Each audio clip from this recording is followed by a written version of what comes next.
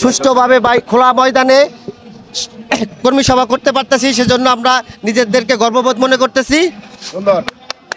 আগামী বাংলাদেশ কেমন দেখতে চান? আগামী বাংলাদেশ আমরা 16 নং ওয়ার্ড যুব দল, কাঠফুল থানার সাথে ঢাকা মহানগর উত্তর যুব দলের সাথে আগামী দিনের সুন্দর একটা ভবিষ্যৎ, সুন্দর একটা বাংলাদেশ গড়ার লক্ষ্যে।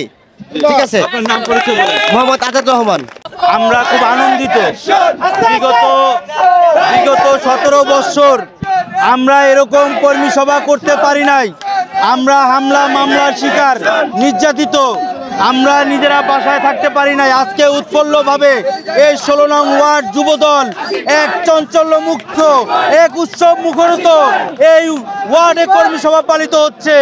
এই কর্মী সভা এক জনসভায় রূপান্তরিত হবে আমাদের এই আশা। আমরা বিভিন্ন সময়ে এই ফেসিবাদ সরকারের যে অবৈধ এই হাসিনা আমাদের যে নিপীড়িত নির্যাতিত চালিয়ে এসেছে, আমরা তার দাঁত ভাঙার প্রভাব দিয়েছি। আমরা রাজপথে আছি, আমরা রাজপথে থাকবো।